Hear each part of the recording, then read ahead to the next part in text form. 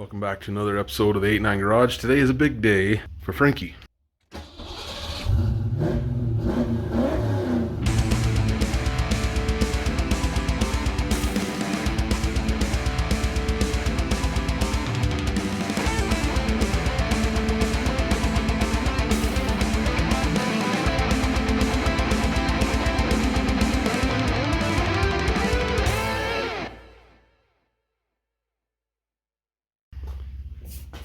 Frankie is going to be 5 lug soon, and in this episode we will be doing that. Let me show you what I'm dealing with, what I'm working with. There are a few different ways to go about this. I am actually going with the lowest budget of ways with a minor brake upgrade. So here we go. Alright, so these are drums from a Ranger, 5 on 4.5, 9-inch variety for the 8.8. They came in a few different versions of the Ranger. I think mostly the 4.0 and the 3.0, but we're talking first gen / second gen. These here are brake calipers, which came on the SVO Mustangs, 84 to 86.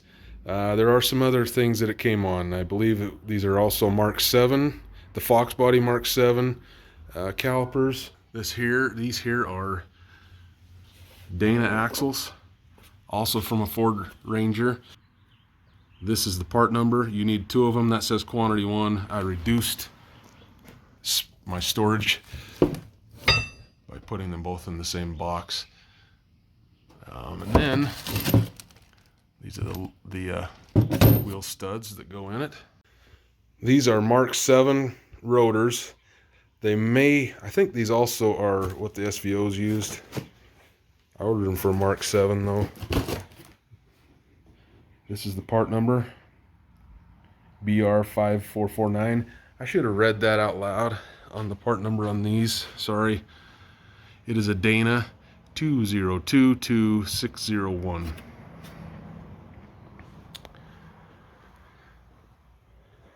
But all this I got from Rock Auto. I've had most of it for a really long time. And these seals, I'm pretty sure I got them from the dealer, but it's been 3 years, so I don't know. We will be emptying the differential of its fluid. You need to be sure to use this if you have a limited slip. There is a great debate on what fluid to put in these things, so you're gonna have to figure out what you want to use on your own. These older Mustangs came with 75 weight 90 in them. There are some guys that use 85 weight 140 in these with the friction modifier. There's a lot of guys that will not put synthetic fluid in these because they think that, and I'm not, when I say think, I'm not disagreeing with them, but they believe that it wears the friction material out, the clutch material out in your traction lock a lot quicker. I don't know. I'm just saying, in my studies, that's what I found. There are a lot of guys that will use 85 weight 140 in these, and that's all they'll use with friction modifier. I am going to try that. I'm just going to give it a go. If I don't like it, I will be putting gears in this before too long. It has 273s in it. I'm not going to take the time to do that right now. I want to get this 5 lug swapped. I suspect that when I get in here, the gear oil is going to be absolutely putrid. And I also suspect it's probably low because it's leaking in 2 spots. So let's get in here. I'm going to do as much as I can tonight. It's about, I don't know, 7 o'clock at night. A lot of these parts I've had for at least 3 years, including the wheels and tires. If you watched my last episode, you saw that I found a cracked wheel. One of my Cobra R's was cracked. And well, there's another problem that I discovered today when I went and got the wheels, or when I got the tires mounted on the wheels. And it's kind of a big deal to me, but I'm gonna roll with it for right now because this is what I got. So let me give you a backstory real fast. When I ordered these, I was trying to mimic the 225 50/16s that are on the 8.9. I love that tire size. I think it looks great on Fox bodies. And so I went and used the tire calculator, Discount Tires tire calculator, and I did my best to get the 17-inch version of that same tire, which is a 225 45 17. They're pretty dang close in their outer dimensions. Well, one thing I did not account for is, well, I thought, let me just say that I thought the Mustang ponies were 16x8s, and I thought that the Cobra R's were 17x8s. Well, we're 2 inches different. The pony rims are actually 16x7s. The Cobra R's are 17x9s. So now my sidewalls stick out further than I want them to. I kind of wish that when I dropped these off and they saw that, they would have called me and said something, but it is what it is, and I'm gonna roll with it. Look at them. See what I mean right here?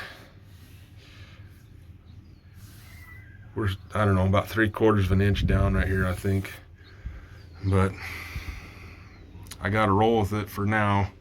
At least get this thing back on the ground. And yeah, I'm not exactly happy. I really wish these were 17x8s actually. I hope I don't have any problems clearing anything. On the 8.8, you gotta go all the way to the back. And I better turn my light on. And it is right. Oh, back a little bit further. It's right there. And basically, it's just your, I just use an extension. It's a 3/8 square. I just stick an extension in there. Hopefully I can't see what you're looking at, but hopefully that shows what I'm trying to tell. I'm not going to film taking it out because, well, there's not much of a place to put or mount the camera here. All right, I was able to get it loose. I'm not going to take it all the way out because I know it'll come out. I'm leaving it there so I don't lose it, and I really don't need it till the end anyway. So I'll just leave it there so I know where it's at. I better make sure that worked.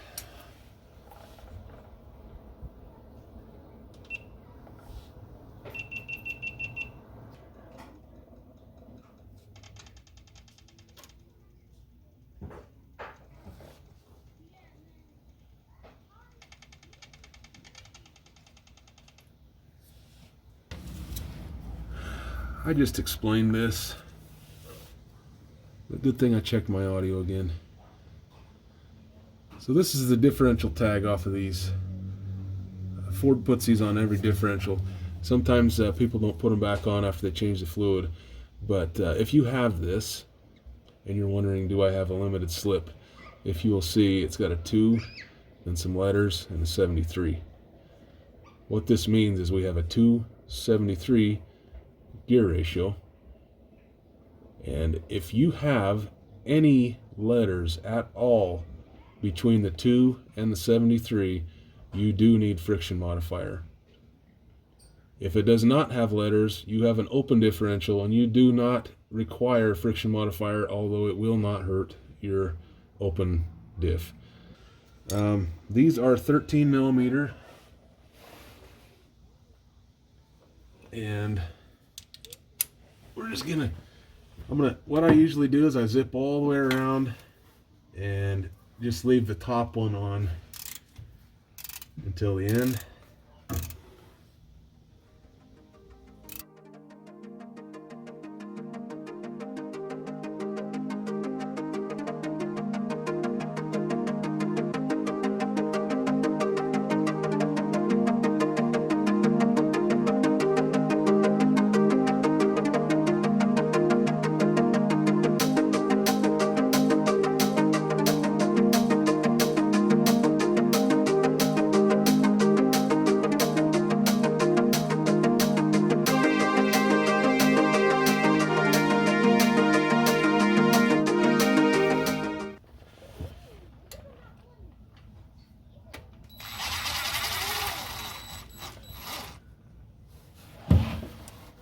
Looks like somebody put this thing back together with orange RTV.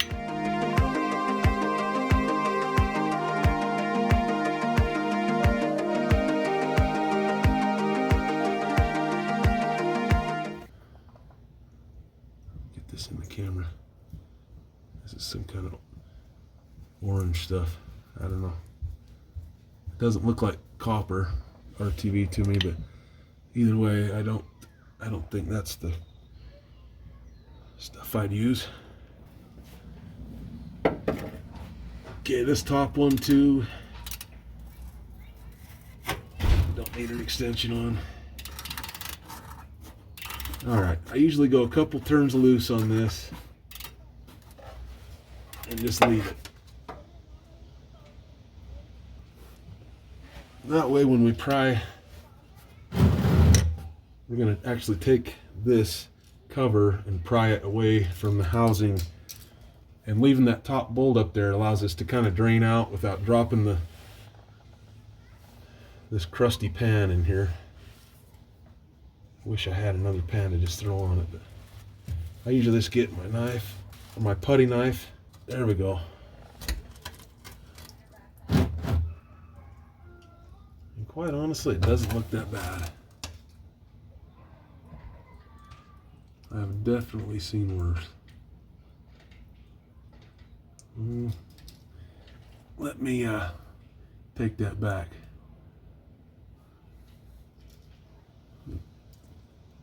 Pretty decent amount of clutch material in it. Oh, and it smells awful.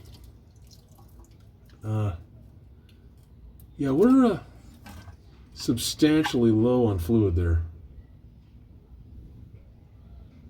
These things are supposed to hold roughly 2.5 quarts, and there is no way on earth we're remotely close to that.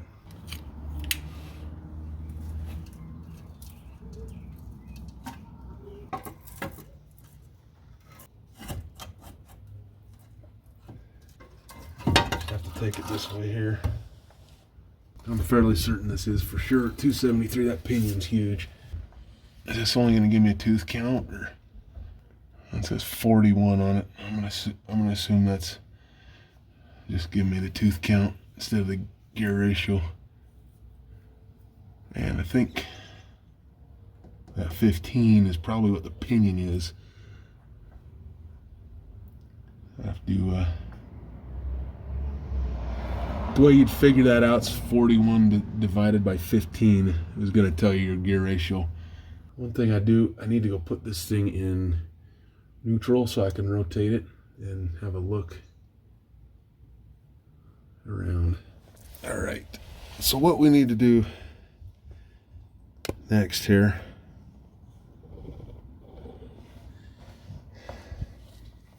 we need to see if we can get this out before we start tearing a bunch of other stuff out. If you can't get this out, you might as well put the fluid back in it right now. This holds the cross pin out, holds the cross pin in. I mean, this pin has to come out for us to pull the C-clips out of the axles. C-clips are what holds the axles in, and that's you know, they also keep them from coming out, which is the same thing as holding them in. We're looking like an 8mm here.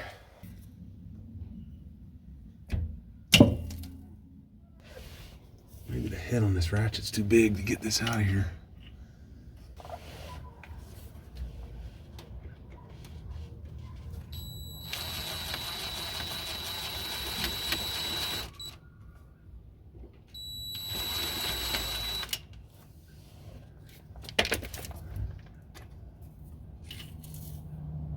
Okay, there it is.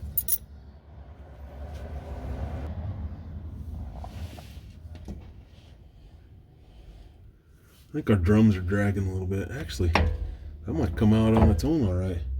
I'm gonna go grab a magnet. Oh, all right. I can live with that. This next part's gonna be kind of hard for me to do. But if you look inside there, while I push on the axle, you'll see that C-clip right there. So we want to rotate that. This is kind of hard to do with one hand.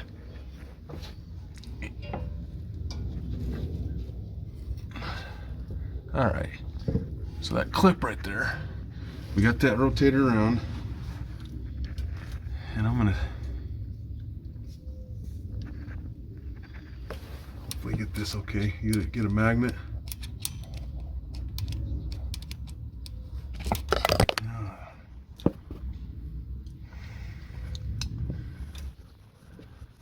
Oh, I think I got it out. Probably touching that. Got to get it kind of like in between. I was hitting the spring there. S spring.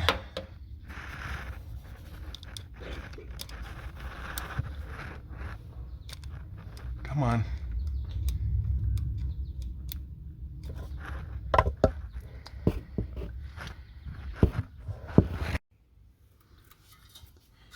Got to rotate this clip here around. Do a spot that I can pull it out. It's a little bit off.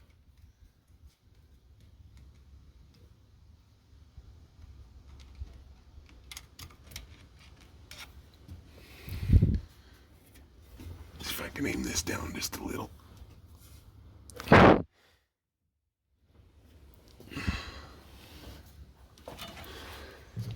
Can't really.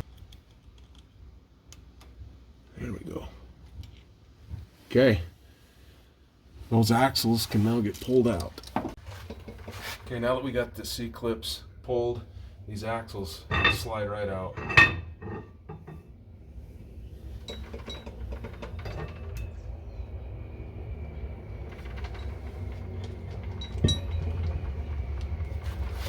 And we can see that, see how all this grease is right here. Looks like I got that axle in the way.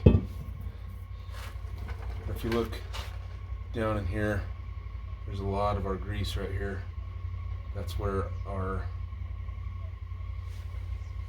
leak is here.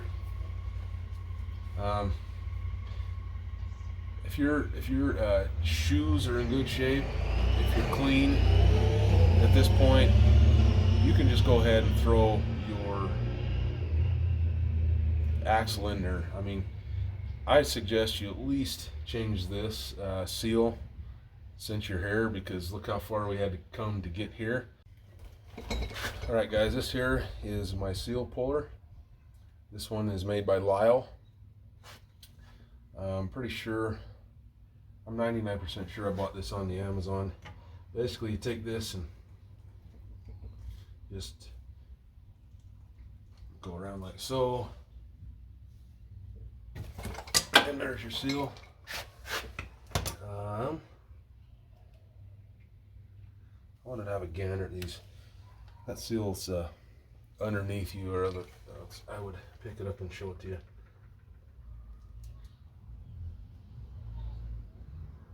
These bearings actually look pretty dang good.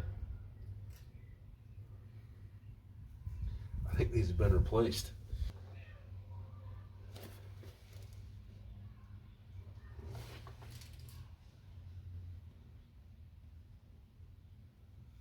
Trying to read what it says.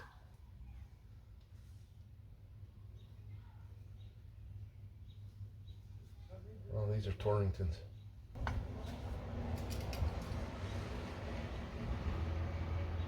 I'm actually going to feel real stupid replacing this. This thing looks like it's brand new. So this here is just a basic Harbor Freight set. Just got to find something about the same size. That looks to be the 59mm flavor. Looks to be right. I actually don't think Harbor Freight sells this particular set anymore. I think they have probably even a different brand if I remember right. So this is what we're going to drive it in with. And this is our seal. Okay, I'm going to use this Loctite retaining compound on here to help hold it in. There was something on there before that was red, maybe Permatex high tack, I don't know. But I'm going to show you. I'm actually going to take wheel bearing grease and go right inside this here. All right, so you may be asking, why did I do that? Well, there's a spring in there that I probably should have shown you before I got going, but there's a spring in there that this grease will help hold in as we're tapping this thing in there. Let me show you. This spring holds the seal tight to the axle, and if that spring flies out of there, you got to fish it out for one, and then if you don't see it, well, you're gonna leak like crazy. So we're gonna take this here, just wipe around here. I don't know if you can hear that. Somebody's got a big old stereo going on over there.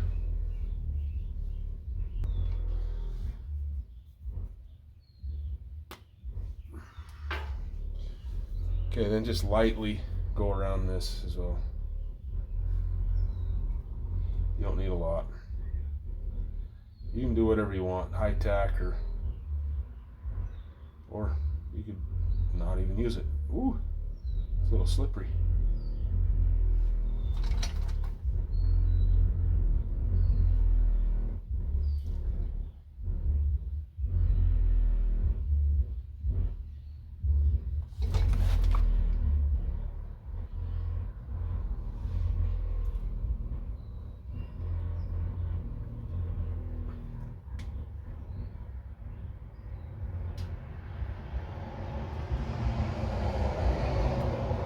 Come on.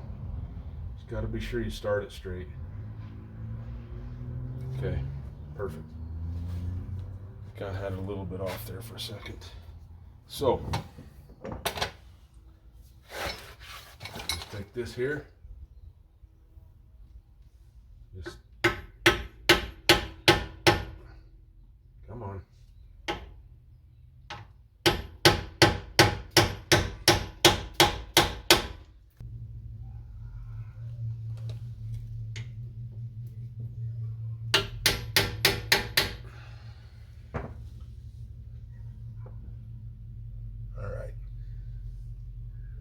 Perfect.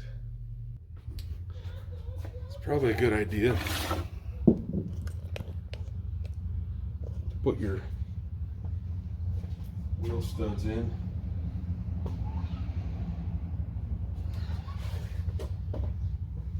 Before you get too much further here.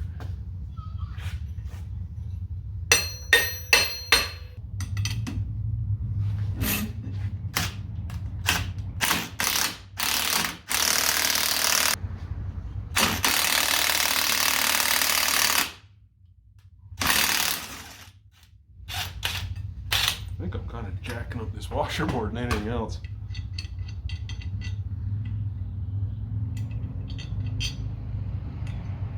That's embedded in there now. It's the next morning now.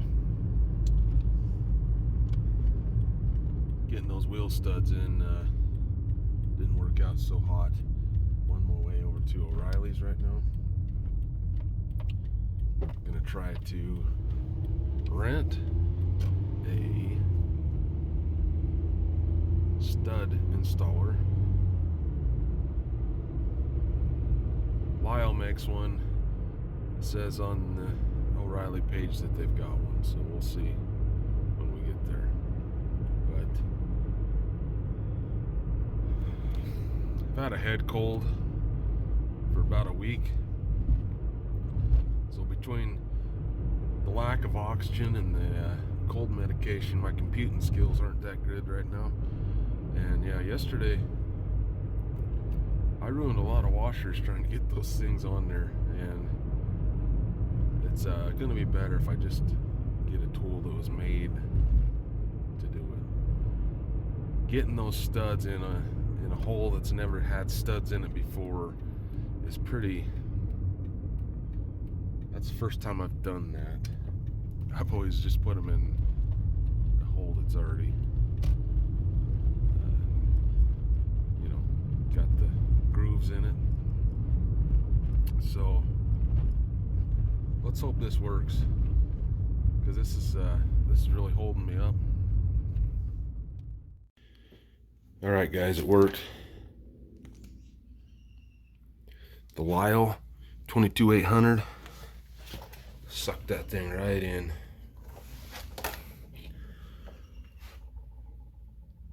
This piece here, it's got a bearing on it, so it's actually spinning instead of you working against the washers just sitting there.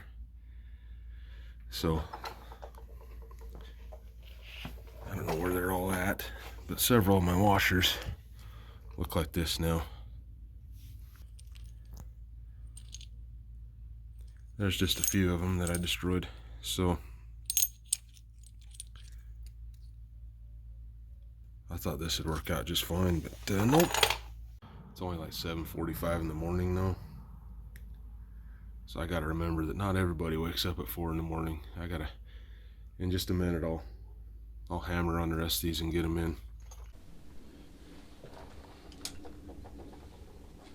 I might just run over and grab some new brake hardware. I probably should have done that while I was at O'Reilly, but I'm trying to do this on a dang old budget, and well, it's not quite working out.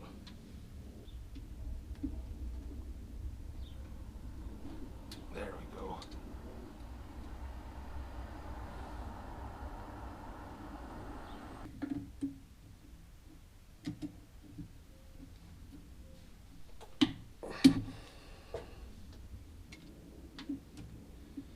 So one of the first things, and I've already done this, I should have showed doing it, but one of the first things you need to do when you're doing drum brakes, you gotta take some pictures of just the way everything's at, where it's all at. I mean, I've got the ability to look at those pictures now if I get stuck. So another rule is only do one side at a time. Then let's say your pictures don't turn out, just hop on over to the other side and you're pretty much going to be the opposite of what you got here.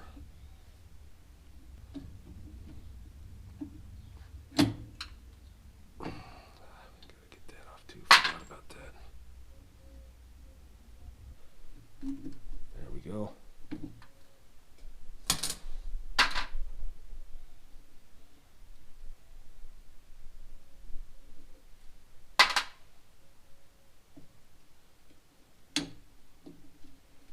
Just go like so.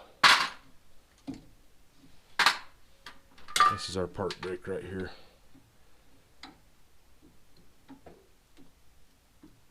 And I'm probably just going to let that sit. Just hang. Okay. Holy mackerel, that's filthy.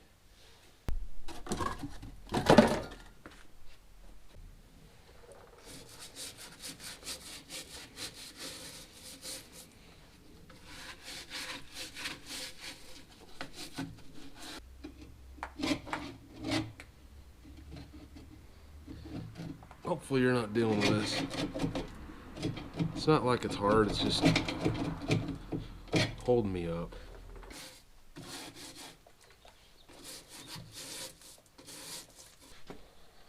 My motto is always, well, not my motto, I've always lived by that if you can have a tool that will do it faster for you, just get it.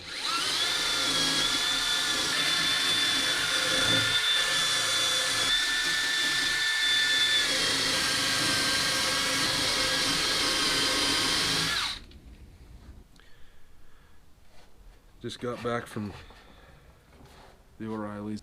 Got the hardware kit somewhere around here. We're going to start doing some assembly over here. So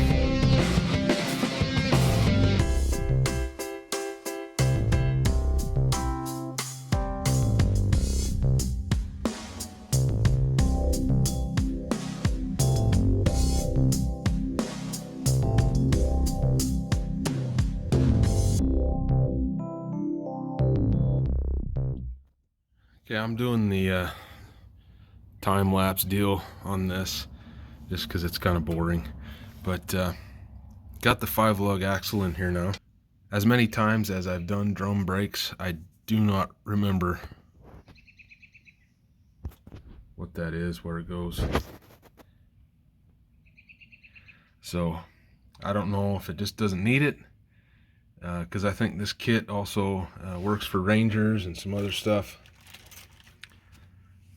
So I'm just gonna let this sit. Hopefully I find out what it is on the other side. If it's missing over there, then I assume I don't need it. Well, this is why I only do one side at a time. This, I forgot about this piece. It goes behind all this. So I'm gonna have to come back over here, take both those springs off, take this off, then it goes right back there. So the park brake cable, the both left and right springs need to come out, and then this goes first, then the cable, then these two springs. This was clear under my jack stand, so yeah, I missed it. Okay guys, so we are to this point here, about ready to throw the axles in. Ran into another issue. My hair is so beautiful when I work on cars. Unfortunately, there's not a dang old thing I can do about it. Well, unless I want to wait or drive to Salt Lake, and I don't. But I found this, somebody beat the living tar out of this thing with a screwdriver trying to get it in. So I really wanted to replace it. That's not going to happen. Called around everywhere and nobody has it in stock except Napa, clear in Salt Lake. No, not doing that. A minute ago I sprayed this all down. I douched it out with the brake clean. I imagine they hit this thing in because of the spring, but I don't know. I've never really had a problem getting around it. We'll see. Maybe this one's finicky. I don't know. Looks like it went into me.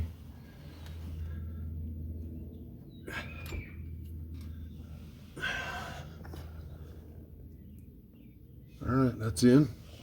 Yeah, I really don't. Let's see if we can get you in a little bit. So the next, so I just put one in there. After you insert it, pull the axle out so it doesn't fall back out on you. So yeah, pull the axle outwards. And it actually looks like this one's in just a little bit too far. Oh, maybe it's all right. Maybe.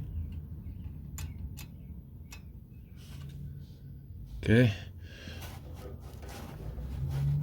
All right, they're both in. Yeah, I really don't understand why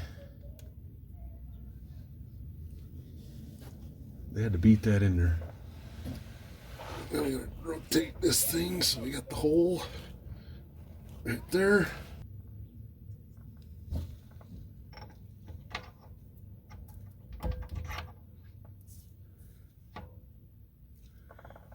Okay, when you put this in, it's going to be roughly pretty flush with that. Don't push it too far. You'll be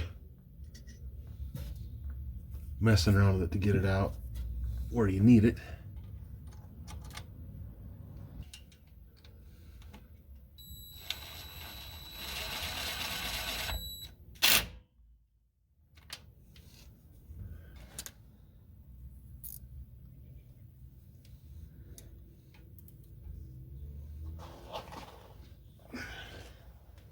Stay there. I think that's good.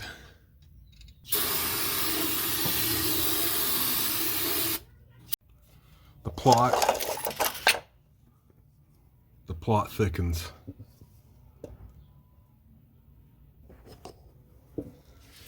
So I figured might as well throw this on, see how it fits. Yeah. Literally, I don't know, 1/4 inch from the quad shock. So I guess I'm gonna have to go back and remove one of those spacers. Split hairs between rubbing the shock, the regular shock, and the wheel. That's what it looks like right now. Just remembered that I have a couple of these in the stash. I don't remember what size they are though, so we're gonna have to see how we fit up here and back there. So let me throw those on real quick. All right, we got it all the way on. All 5 cinch down. Let's see our spacing.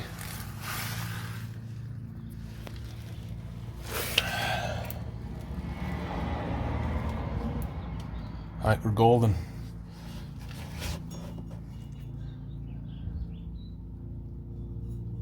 I think we'll be all right.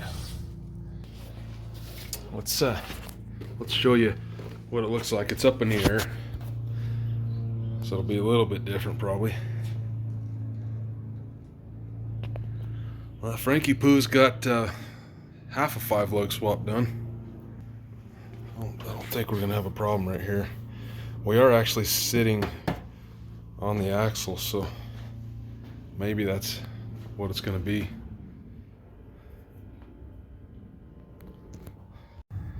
Got her all duded up, ready to get in here. Let's get on it.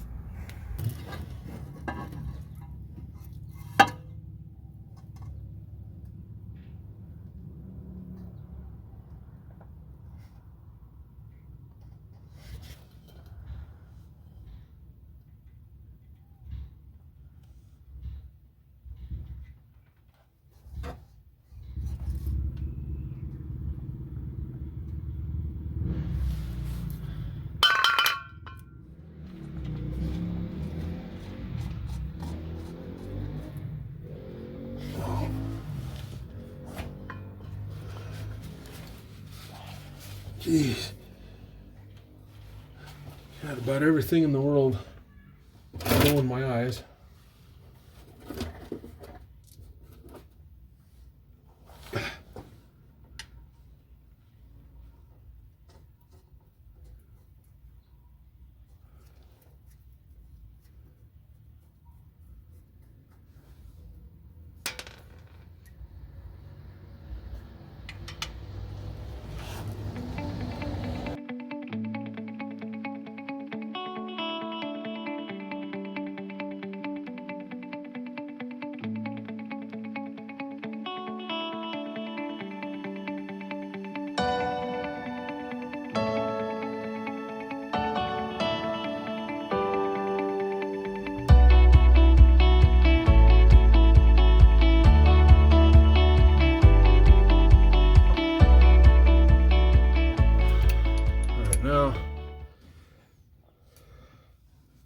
Got to pull that plug all the way out.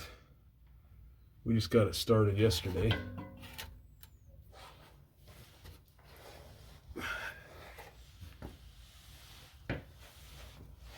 By the way, I was scoping out the passenger side wheel, and it is very close to the quad shock, so before I drive it, I'm gonna have to make some adjustments. I'm hoping that I can get that bottle up.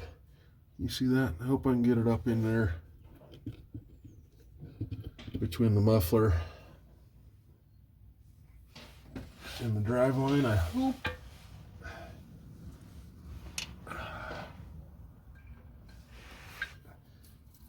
Oh yeah, I was just about to say, I hope a bunch of stuff drops down on my head.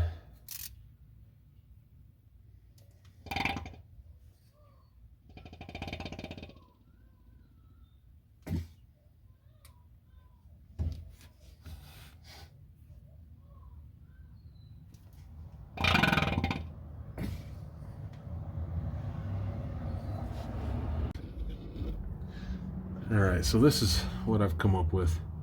I'm gonna pump it in there. I had to cut, I bought this years ago, and it's always been way too big for these bottles, so I rarely use it. I mostly have used it for transmission fluid, but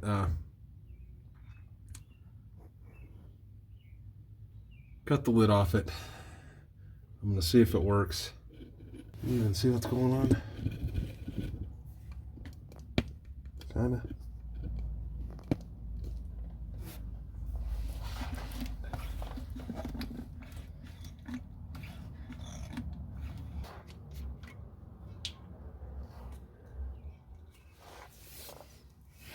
Where'd my K-knife go?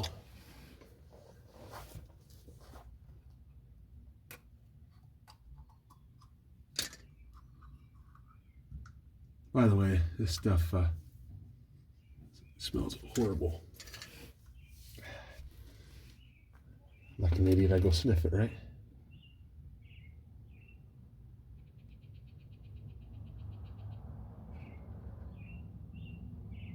It's kind of bluish green in color.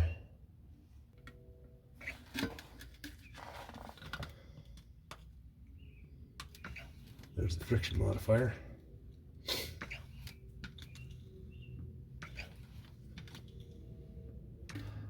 Oh,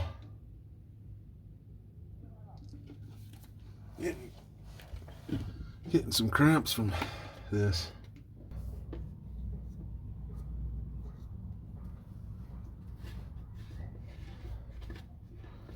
Yeah, I put a half quart in this. That should be plenty.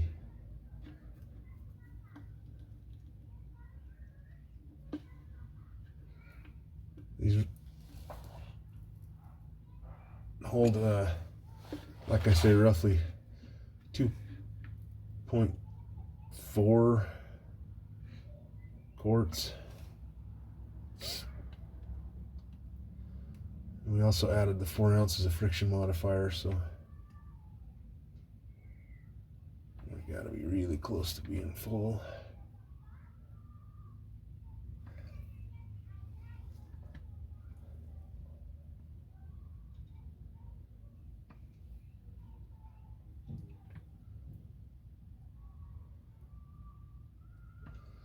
We'll know here in a second. You'll see it start dripping. That's how you know you're full. Get all the way up to the top. See, right there.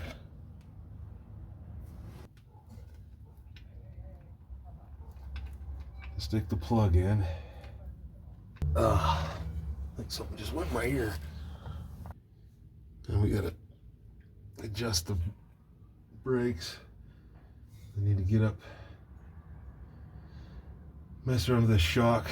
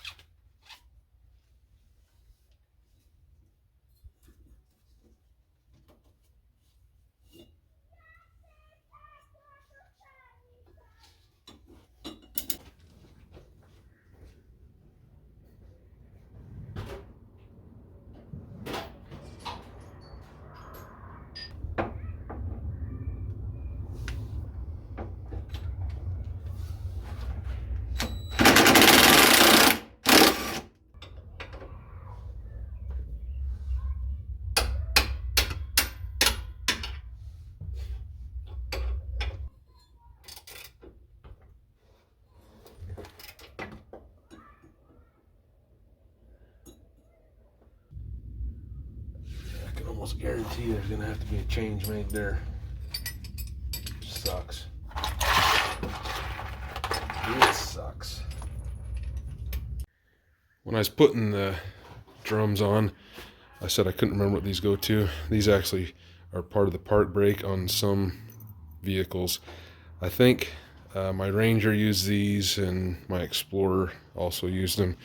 But basically you hold the park brake in place, and then you actually take a pair of pliers and pinch those around a little tiny stud that is part of the brake shoe itself. Anyway, so that's all I had left, and it was good. It's okay.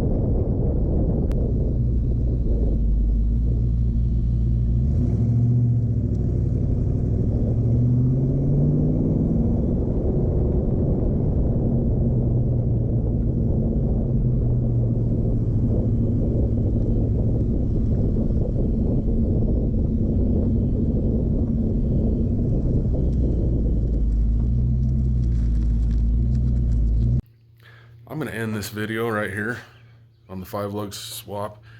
I mean, I don't know. I'm editing right now and I'm about 40 minutes into it. Probably still got a couple more minutes to stick into it. So I'm going to just split the 5-lug swap into the fronts and the rears.